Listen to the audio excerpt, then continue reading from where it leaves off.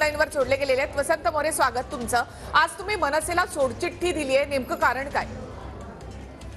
या पक्षामधील अंतर्गत ज्या गोष्टी आहेत, पुणे शहरामध्ये मी लोकसभा लढवण्यासाठी इच्छुक होतो। वारंवार माझा एक नेगेटिव्ह अप्रोच मान्य राजसाहेबांपर्यंत शहर कार्यकारिणी पाठवली आहे आणि त्याच्यामधून सारखं वारंवार माझ्यावरती काही ना काहीतरी आरोप करायचे। सारखंच वसंत मोरे नाराज आहे, वसंत मोरे स्वकेंद्रित राजकारण करतो। असं कधी झालं नाही आयुष्यामध्ये।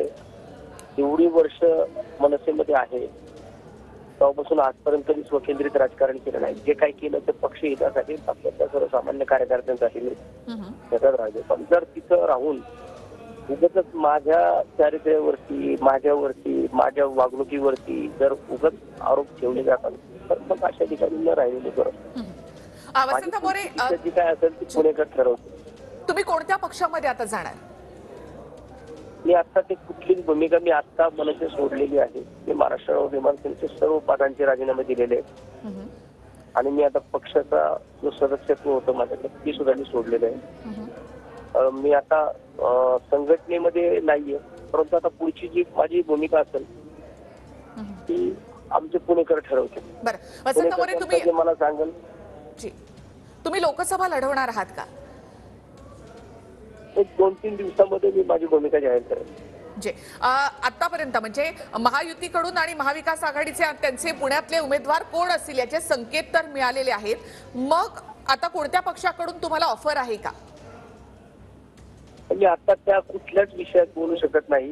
पुढच्या 2-3 दिवसामध्ये माझी भूमिका जी काय असेल ती पुणेकरांच्या समोर मांडेल आणि तिथून पुढे मग निवडणूक लढायची, कुठून लढायची, कोणत्या पक्षातून लढायची का अपक्ष लढायची ते मी 2-3 दिवसामध्ये जाहीर करेन। वसंत मोरे, मी पक्षाला जय महाराष्ट्र केला।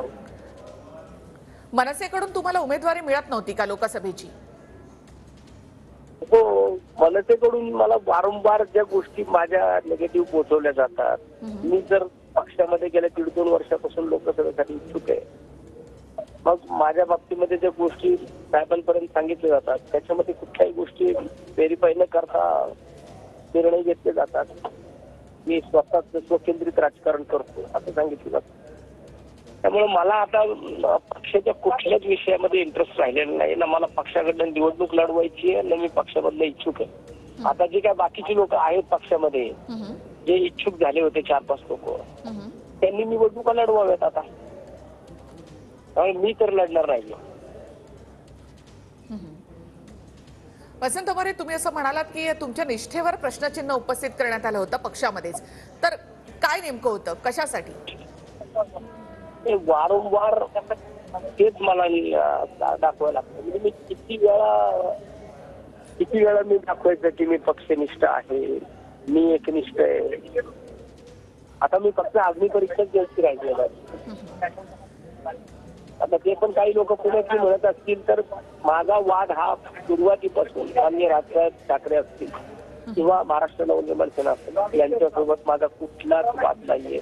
परंतु पुणे शहरामधलं ज्या पद्धतीने माझ्या विरोधात राजकारण होतंय त्या राजकारणाला कंटाळून मी आज राजीनामा दिला। वसंत मोरे, तुम्ही जो फोटो ट्विट केलेला आहे त्यामध्ये तुम्ही साष्टांग नमस्कार घातलेला आहे राज ठाकरेंना, तर हा राज ठाकरेंना काय सांगायचा नेमका प्रयत्न आहे? माझा अखेरचा जय महाराष्ट्र। तुमची नाराजी ही बऱ्याच दिवसांपासून होती, तुम्ही या संदर्भात राज ठाकरे यांना भेटलाही होतात, म्हणजे आता राज ठाकरे ज्या वेळेला पुण्यात आले होते त्यावेळेला तुम्ही त्यांना भेटलाही होतात। भेटलं होतं, नाराजीचा कडेलोट करून टाकला माझा। पुण्यामध्ये असे वारंवार जी